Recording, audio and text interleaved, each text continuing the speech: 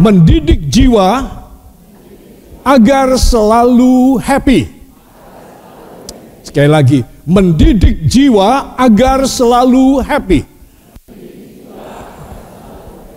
Dua kata yang aneh, mendidik jiwa, ini perlu saya sampaikan pada saudara, karena untuk seseorang bisa happy, dia harus tahu chemistry, dia harus tahu biologis rohaninya lebih dahulu, supaya dia bisa, apa ya yang saya harus usahakan. Jadi Rasul Paulus mengatakan, bila aku meninju, aku tidak meninju udara, aku meninju dengan sasaran, dengan musuhku, sehingga dia jatuh korban. Ya saudara, itu kata firman.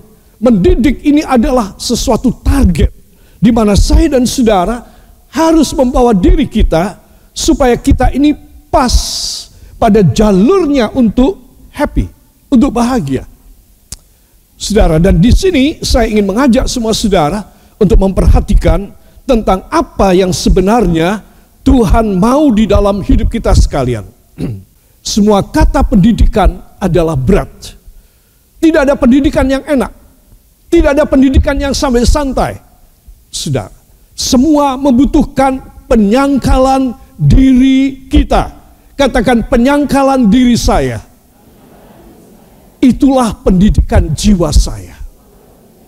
Ya, para kekasih, kita akan membaca 3 buah ayat berikut ini, yaitu dari Mazmur pasal yang ke-34 ayat 13, 14 dan 15. 1, 2. Siapakah orang yang menyukai hidup, yang menginginkan umur panjang untuk menikmati yang baik? Jagalah lidahmu terhadap yang jahat dan bibirmu terhadap ucapan-ucapan yang menipu.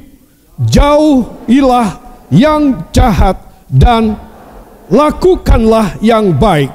Carilah perdamaian dan berusahalah mendapatkannya. Amin. Ya saudara, semuanya itu diakhiri dengan kata lah, dengan akhiran lah. Lah itu adalah perintah. Berjalanlah, makanlah, minumlah, tidurlah. Itu perintah. Ya saudara. Nah, jadi Tuhan ingin supaya saya dan saudara, semua perintah adalah suatu pendidikan. Saudara, ketika saudara belajar di SD dan SMP atau SMA, saudara tidak mengerti dan saudara tidak setuju dengan apa yang diajarkan, saudara malas belajar. Karena saudara tidak ngerti. Itu sebab tugas seorang guru itu berat. Dia bukan hanya harus tahu ilmu pedagogi, mendidik anak-anak. Dia bukan cuma harus lulus dalam pendidikan, sekolah pendidikan, menjadi sarjana pendidik atau guru, saudara. Tapi dia harus punya jiwa.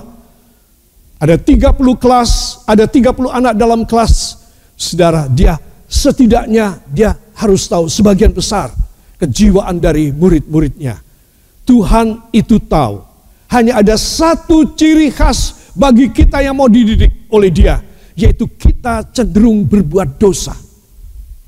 Itu yang Tuhan paling menyadari.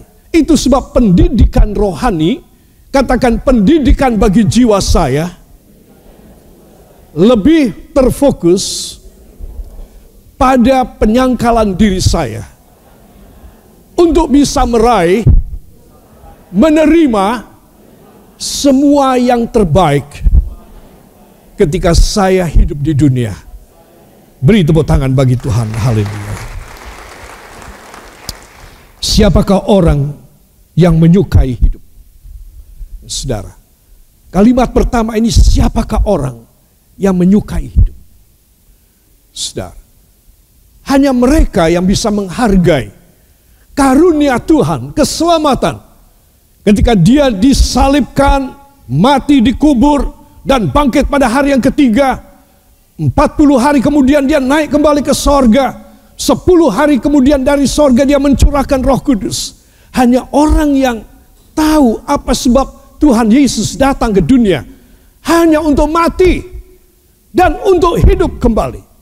Maka orang ini, saudara, dia adalah termasuk orang yang menyukai dan mengasihi dan menyayangi hidup. Ya, seperti kalimat pertama ayat yang ke-13. Siapakah orang yang menyukai hidup? Saudara, kita tahu kalau seorang sudah tidak suka hidup, apa yang dia lakukan? Ya, saudara, dia mau bunuh diri. Kalau zaman sekarang lebih canggih lagi. Dia bunuh orang lain, orang terdekat, orang terdekatnya, atau orang lain di luar yang dia tidak kenal. Terakhir dia baru bunuh diri. Saudara, itu bunuh diri yang canggih sekali. Saya beritahu kepada saudara, karena mereka tidak mengasihi, tidak menyukai hidup. Jadi mereka melakukan banyak kriminal, banyak kejahatan yang berdarah. Dan mereka tidak merasa bersalah. Toh aku sebentar lagi mau mati. Saudara, mereka tidak menyukai hidup. Ada banyak orang Kristen tidak menyukai hidup. Itu sebab ayat ini penting sekali. Apa tanda seseorang tidak menyukai hidup? Ada persoalan, mentok pada sesuatu masalah. Dia sudah angkat tangan dan dia mengatakan, percuma sudah, aku mundur aja. Saudara, dia mendapatkan sesuatu penentangan atau serangan daripada pihak-pihak yang lain yang tidak suka sama dia, yang mau bikin rugi. Dia sudah nyeklek, dia sudah ngelokro. Dia sudah downhearted. Saudara, mereka orang yang tidak menyukai hidup.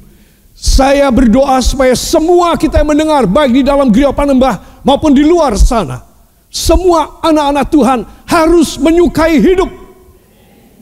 Menyukai hidup berarti mau dididik. Menyukai hidup berarti siap menerima perbuatan Allah yang dahsyat pada masa yang akan datang. Itu sebab anak-anak Tuhan, ayat-ayat awal untuk subtema yang ke-6 ini, mendidik jiwa agar selalu happy, itu di dalam firman sudah ada rule-nya, sudah ada jalannya. Sudah ada peraturannya. Ya saudara, pendidikan jiwa kita adalah kita harus selalu mendengar warning, peringatan, alarm dari Allah. Yaitu bahwa kita harus mendidik jiwa kita di dalam ketakutan kepada Tuhan. Semua katakan, mengingat, satu, saya merindukan yang lebih baik. Dua, saya mempunyai Allah yang memiliki sorga. Iya, karena saudara ingin yang baik, dan saudara ingin mati masuk sorga. Tukar deh semua yang lain. Ganti, minggirin semuanya. Kasih minggir semua yang lain. Karena engkau ingin sisa hidupmu menikmati segala anugerah yang dahsyat dari Allah. Dan dua, karena engkau tahu bahwa Tuhan berkuasa mengirim engkau masuk neraka atau mengirim engkau masuk sorga. Jadi warning itu penting sekali. Semua pendidikan harus ada warning. Supaya murid-murid yang dididik semua taat, entah harus pakai seragam ini, hari ini pakai ini, hari itu pakai itu, segala macam. Ya tidak boleh datang terlambat, tidak boleh jajan di luar pagar sekolah. Segala macam, saudara. Ada warning lebih dulu untuk kita bisa terdidik dan lulus pada ujian-ujian kita. Dan kita bisa meraih perkara-perkara yang besar. Bahkan lebih dari yang kita cita-citakan sekalipun. Sebab pelajaran ini, saudara, Tuhan perintahkan saya supaya setahun kita bisa mendapat realita janji Allah. Saudara bukan orang Kristen yang mengembara ke sana kemari, mencoba, berusaha, menyelam, mau naik ke atas. Aku belum dapat ya. Gimana aku bisa hidup senang, happy, bisa hidup diberkati, bisa berkelimpahan, bisa sukses semua anak keturunan. Saudara, kita terpaksa belasak-belasak kemana-mana untuk kita mendapat. Kalau Anda dan saya mengerti akan semua pemberian dari Tuhan, gimana semua itu sudah Dia janjikan ada pada buku ini, maka saya dan saudara kita harus mau masuk dalam pendidikan rohani. atau pendidikan jiwa. Amin. Yang mau beri tepuk tangan. Ayo semangat, beri tepuk tangan yang baik bagi dia. Saudara yang kekasih, ayat 13. Sebelum saya masuk, kita akan mengupas sedikit mengenai soal 3 ayat yang barusan kita baca. Siapakah orang yang menyukai hidup, yang menginginkan umur panjang untuk menikmati yang baik? Ya, ayo kita baca. 1, 2. Siapakah orang yang menyukai hidup, yang menginginkan umur panjang untuk menikmati yang baik? Ayat 14. Jagalah lidahmu terhadap yang jahat dan bibirmu terhadap ucapan-ucapan yang menipu. Jauhilah yang jahat dan lakukanlah yang baik.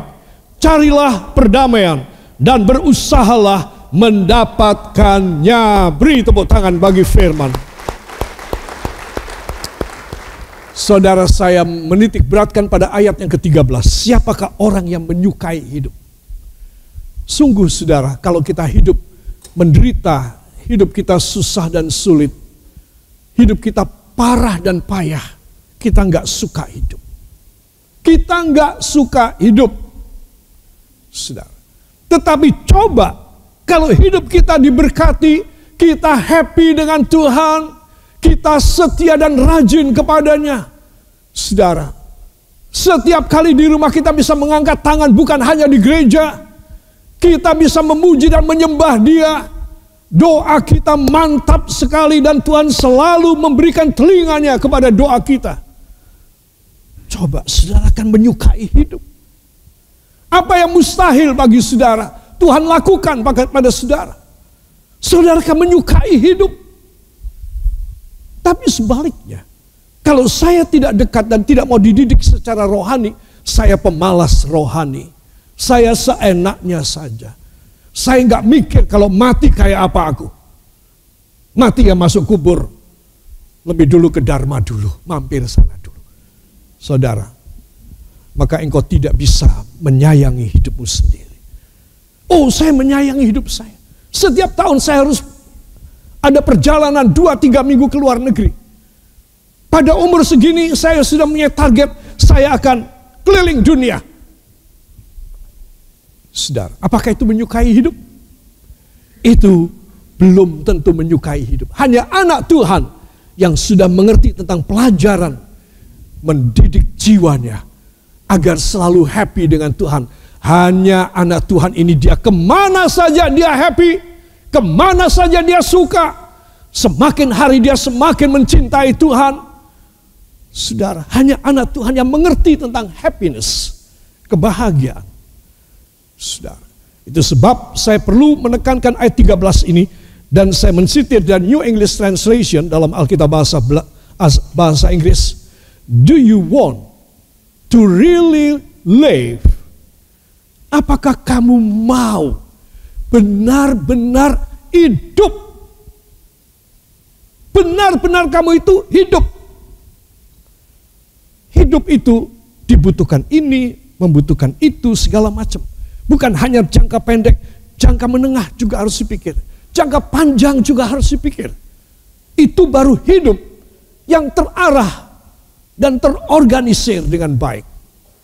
Saudara, ya, itu sebab do you want to really live? Kemudian ini ada jawabannya. Would you love to live a long, happy life? Ya, dalam Alkitab bahasa Indonesia katakan umur panjang untuk menikmati yang baik dalam bahasa Indonesia. Di dalam Alkitab New English Translation dikatakan happy life. Katakan happy life. Happy life. Ya, saya minta saudara memberikan senyuman. Senyuman itu bisa nampak dari mata ya, saudara. Ya, nggak mesti melalui mulut. Pada samping katakan happy life. Saudara, semua katakan amin. Mulai pagi ini saya sudah akan bisa menikmati happy life. Beri tepuk tangan bagi dia. Would you love to live a long, happy life? A long, happy life. Hidup happy yang panjang. Saudara, ya, itu perjanjian dari Tuhan. Nah, para kekasih, saya akan menunjukkan kata mendidik jiwa. Coba tengok pada diagram ini ya saudara. Tubuh, jiwa, dan roh. Saudara punya 3 segmentasi dari hidup. Keadaan kita masih hidup berarti kita masih ada. Ya, katakan tubuh, jiwa, dan roh saya. Ya, kalau tubuh ini kita tahu badan yang kita kasih makan, yang kalau dicubit sakit, ya saudara. Jiwa, kalau dia omong tidak baik, dia omong tidak betul, kita sakit. Hati kita betul apa tidak? Ya, dia janji, dia mengingkari janji, sakitlah hati kita. Itu kenanya pada jiwa. Roh adalah iman kita kepada Tuhan Yesus. Orang mempunyai roh. Itu sebab orang punya agama, kepercayaan, segala macam. Itu segmen yang paling inti dari suatu kehidupan. Yaitu roh. Ya, jadi semua kita mempunyai, sebutkan, 1, tubuh, 2, jiwa, 3, roh. Nah, jadi kita sudah tahu apakah tubuh. Tubuh ini, saudara, diwakili dengan 5 indera. Ya, panca indera, 5 senses in your body until you die. You can use it and you receive so many signal and everything from these 5 senses of your body. Your body is your existence. 1, mendengar. Tunjukkan mendengar dengan apa? Kita mendengar dengan apa? Apa? Dengan telinga.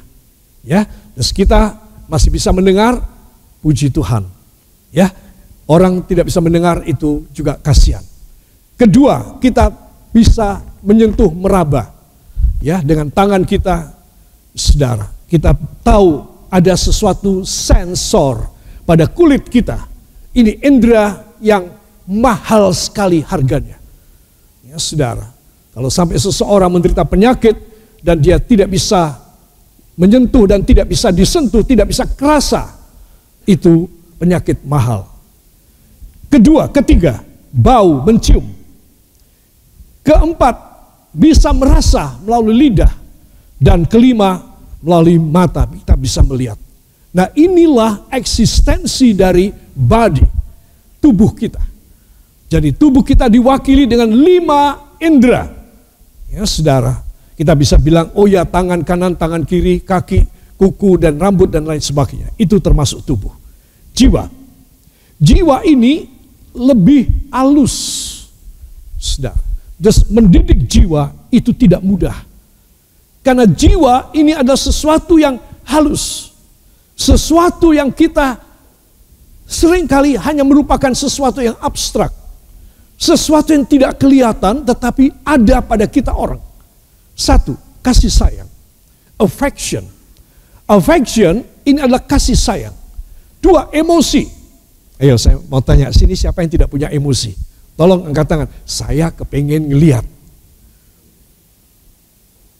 Saya mau tanya, siapa di sini yang punya emosi? Tolong angkat tangan. Disembunyiin tangannya. Ya. Katakan, saya punya emosi. Wah, itu jujur, ya. Jadi kita semua punya emosi. Berarti kita punya jiwa. Ya. Kalau jiwanya sakit, emosinya kayak setan. Ya, itu jiwa, ya.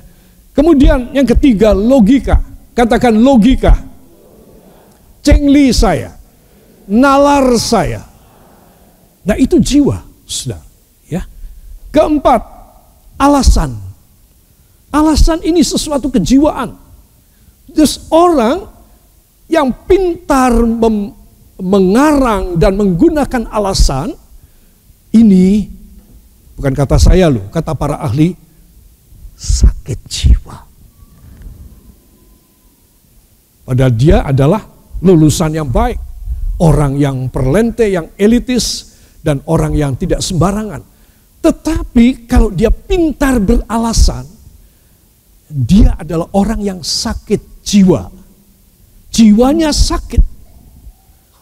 Karena reasoning ini, alasan, ini adalah sesuatu kepintaran, saudara.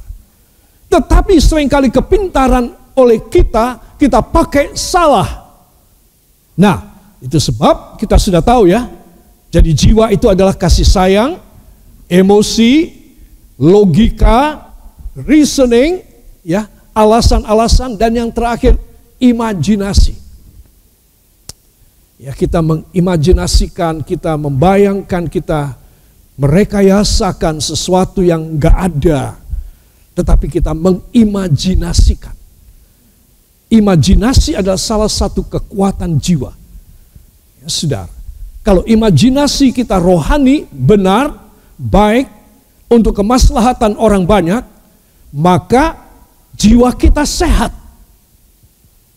Tetapi kalau imajinasi kita kotor, jahat, kriminal, koruptif, imajinasi kita penuh dengan belat-belit, maka itu berarti jiwa kita sakit. Saudara. Nah, ini perlu saya jelaskan lebih dahulu supaya sebelum kita didik jiwa, kita sudah tahu, oh, apa yang aku mau dididik oleh firman. Tentang kasih sayang, tentang emosi, tentang logika, tentang alasan, tentang imajinasi. Saudara. Nah, yang terakhir yang menjadi inti daripada kehidupan manusia adalah roh. Katakan roh. Ya, roh ini adalah sesuatu yang bisa berhubungan dengan Allah melalui iman kita. Itu sebab kenapa kita minta Roh Kudus. Supaya iman kita kuat. Kalau inti daripada tubuh kita, yaitu roh kita bagus, kuat, saudara, itu dahsyat sekali.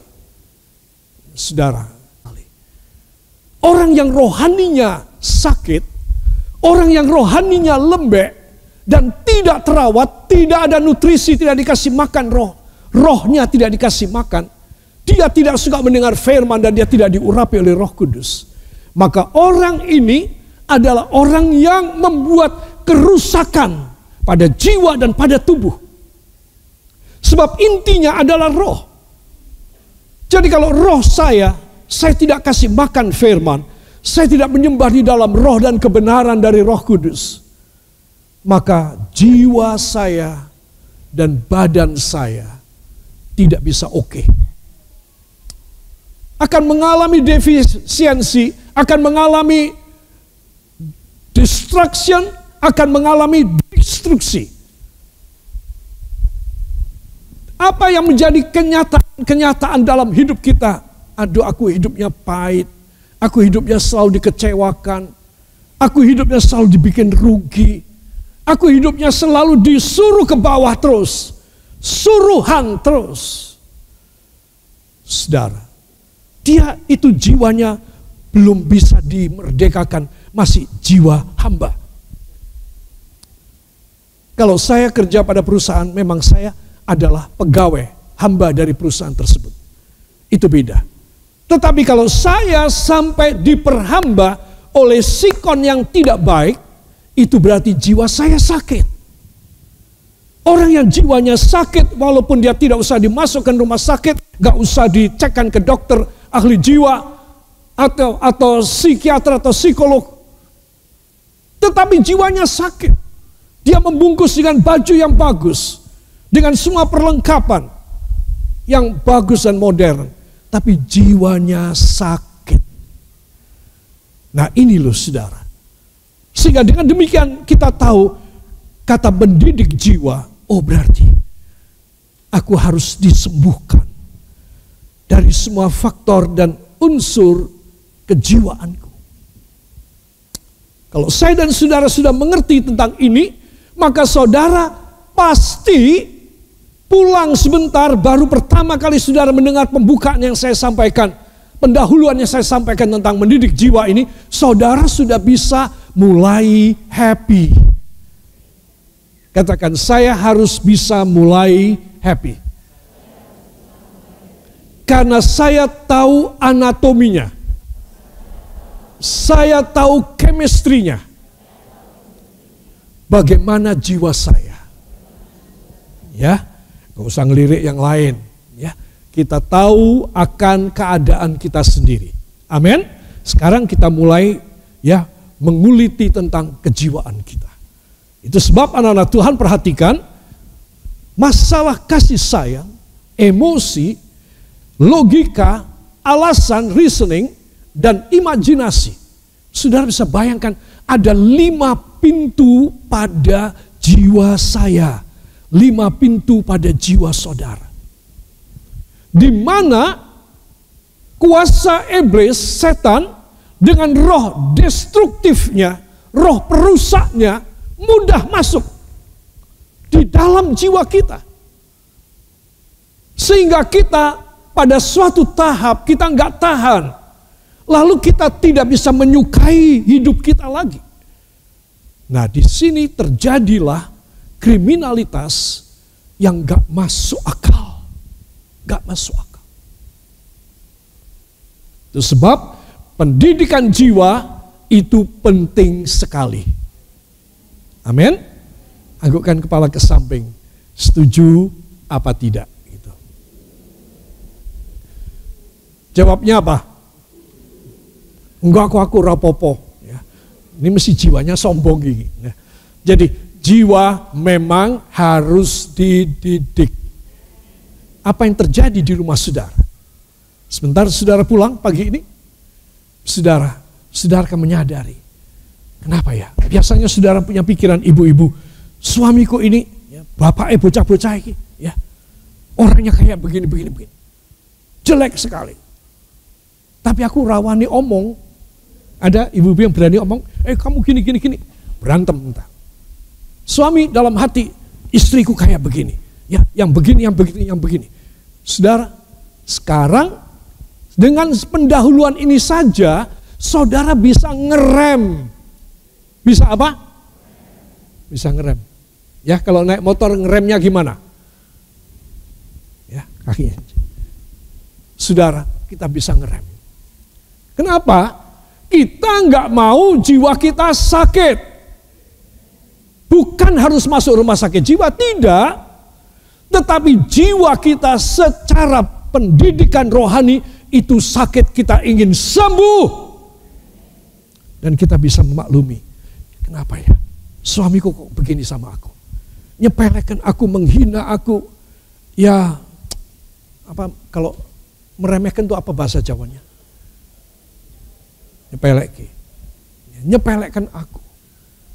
Dengan saudara mendengar pertama ini saja, saudara akan mulai memaklumi dia. Iya, mungkin karena aku jiwanya juga sakit ya. Semula tidak berani dan tidak mau, tidak sudi saudara nganggap diri saudara jiwanya sakit. Sehingga setelah saudara tahu pelajaran ini, aku harus berubah. Supaya suamiku berubah. Suami harus bisa berkata, aku harus berubah. Supaya istriku bisa berubah. Ya. Nah, kalau dua-dua udah pada nyadar, maka apa yang terjadi dalam rumah tangga saudara? Saya mau tanya, apa jadinya? Happy. Jadinya apa? Happy. Gak ada menyinggung ataupun menyindir ataupun terang-terangan marah. Gak ada. Itu sebab pendidikan jiwa secara alkitabiah itu sangat penting. Dan ketahuilah, jiwa ini aspeknya itu luas sekali, saudara. Luas sekali. Dia akan mempengaruhi tubuh kita. Ya, saudara. Orang yang jiwanya beres di hadapan Tuhan, sehat, fit, tidak ada masalah, maka tubuh jasmaninya diberkati Tuhan luar biasa.